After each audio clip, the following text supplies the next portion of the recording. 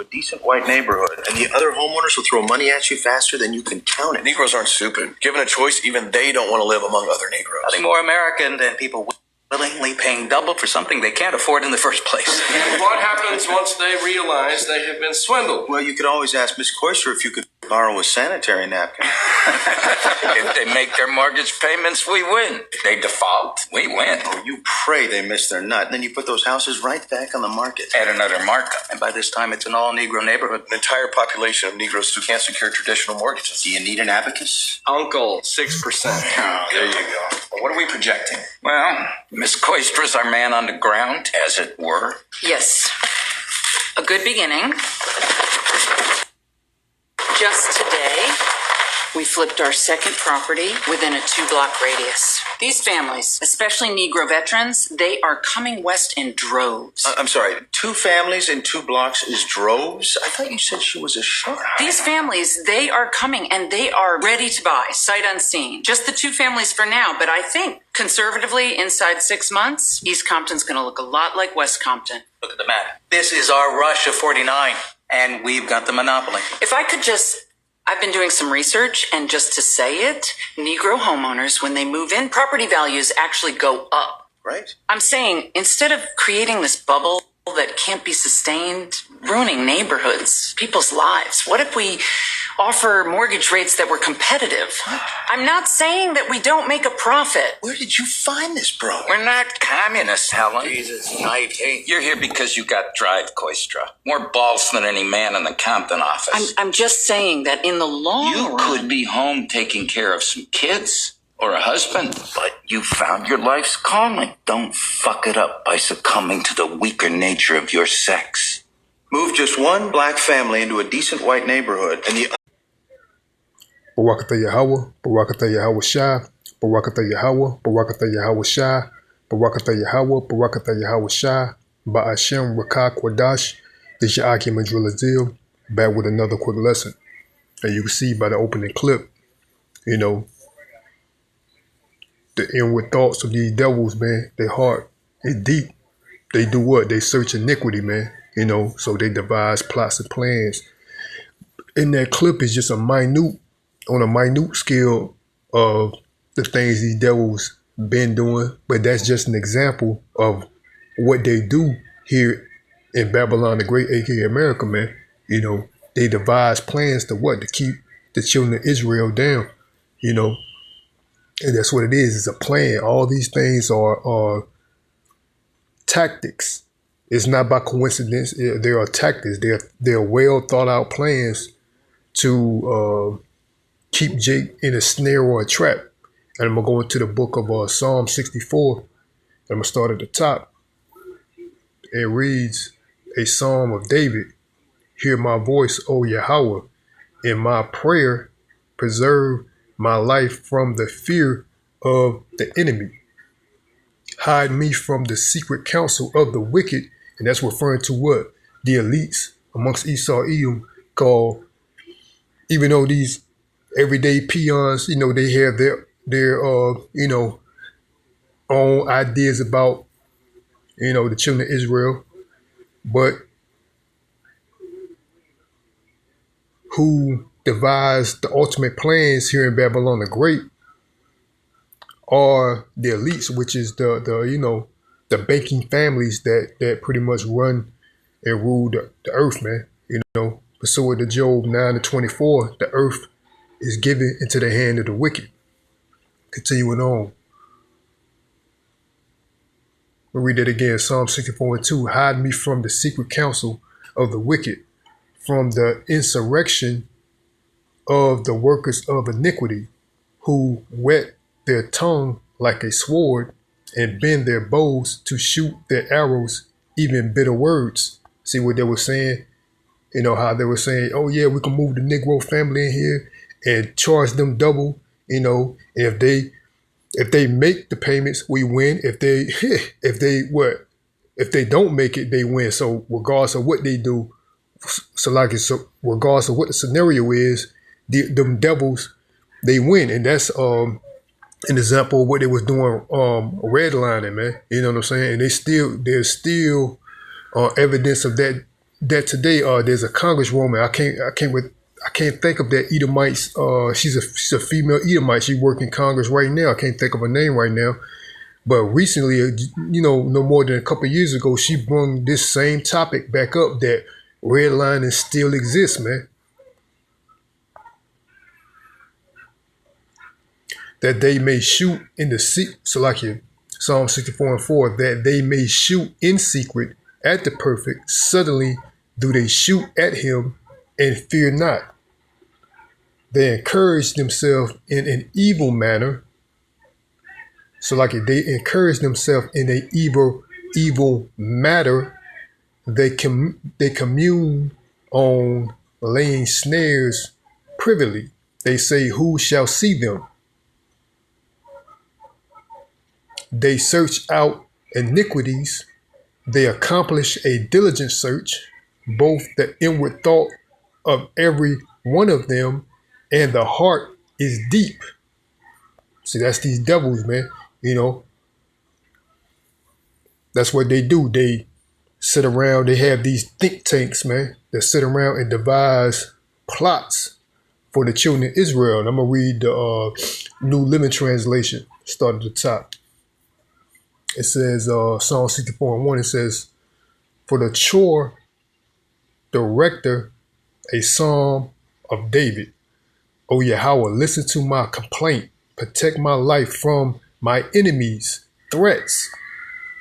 Hide me from the plots of this evil mob, from this gang of evildoers. That's what they are, man. They're the real gangs, mob. That's what they was doing once upon a time, in which they want to continue that same aspect of, criminal being, the criminals that they are, the bloodlust devils that they are, they mobbing around,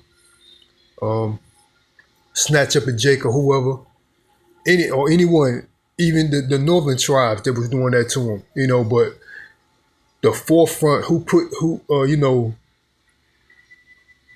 who you see that happen to a lot is the so-called Negro, man. But they was doing that to the Northern Kingdom too, man. The so-called Negro, the so-called Native Americans and Hispanics.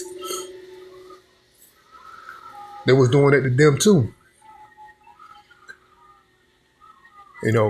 Gang up, lynch and all that. Mob up. They're the original gang. They're the original gangsters, man. These niggas think they are OGs, but these Edomites, man, they the original gangsters. They sharpen their tongue like swords and aim their bitter words like arrows. They shoot from ambush at the innocent, attacking suddenly and fearlessly. They encourage each other to do evil. See, they encourage each other to do evil, man. And plan how to set their traps in secret. Who will ever notice, they ask. So they like, these people won't know. You know why? Because they're in a position of making these policies, etc., laws, legislations. They're in that position, man. As they plot their crimes, they say, we have devised the perfect plan. Yes, the human heart and mind are cunning. That's what they are, man. The cunning hunter, man, Esau. But Yahweh himself will shoot them with his arrows and suddenly strike them down. That's what we are, patiently waiting to see what the Lord fulfill what his plans is, man. And his plans is what? To overthrow these devils, man. And I'm gonna go into another example of what these devils be doing, man. And I just pulled this up. And I was just curious because I've been seeing recently, I've been saying this for a while, but these commercials about African Americans, Native Americans, Mexicans, or Spanish, however you want to call it, the children of Israel, are more susceptible or more prone to the ailments, man. And I'm gonna read this. I just googled it. I say, are African Americans more prone to and it was I ain't even finished this up. I just put are African Americans more prone, and this was one of the topics that popped up. So I just clicked on it. And it was, this is from AI Overview. It says, and what it is says, are African Americans more prone to prostate cancer? Which I didn't look that up. I just put, are more African Americans prone to, and that popped up. So I said, let me click on and see what it says. And it says, yes, black men are more disproportionately affected by prostate cancer, having a higher incident and more having a higher incidence and mortality rate compared to men of other races. And then it says, well, here are more detailed explanation. Higher incidence and mortality. Black men are more likely to be diagnosed with prostate cancer and are also more likely to die from the disease compared to who? White men. Because that's what they do, man. They seek out a diligent search, man. And these simple people, man, these simple ass niggas, they're like, yeah, man, they read it. Yeah, man, we more. Yeah, man, we more. Yeah. Man, these devils study you. And a lot of these simple ass niggas help them, man, because they ain't nothing but naive. And a lot of them sellouts anyway, selfish. They think they're gonna gain something in this world because they see what it is, which is played out. What being a celebrity is to a person with or seeking to be a famous person, a person with reasonable mind. You see that it's nothing now. You know what I'm saying? Even though they're still orchestrating like these people, somebody, because what these devils control the financial aspect and control the scenario in its entirety. So they still pay these people, you know what I'm saying, these lump sum of money to perpetrate like this lifestyle really means something, man. Being a superstar, being a celebrity, but a person with reasonable mind, you see it for what it is, and it ain't really shit. All it is, these are overpaid Negroes, man. You know what I'm saying? That's all these people are, man. Just everyday overpaid Negroes that these damn devils actually have an agenda, and they use them for their agenda, man. Read that again. It says, black men are more likely to be diagnosed with prostate cancer and are also more likely to die from the disease compared to white men. And there was also recent topics in the news that these weaves that these so-called, black women like to go to these so-called beauty shops to flood their hair with are linked to cancerous chemicals, man, that cause cancer, man. They seek out a diligent search, man. They see what these niggas are into. Oh, they like to shop at wig shops. There you go. So contaminate the wigs. These niggas like to, indulge in certain foods. So they sit here and watch, man. Like I was saying, they even got these damn simple ass niggas helping them watch other people's moves, and they participate because these niggas think they're gonna gain some status in these devils' world, man. It says, let's go to the possible reasons right here. It says possible reasons. It says the reasons for this disparity are not fully understood, but potential factors include genetics. So you're more susceptible or prone to catching prostate cancer because, it's in your genetics. Okay. Socioeconomics status. Let's look at what that word means.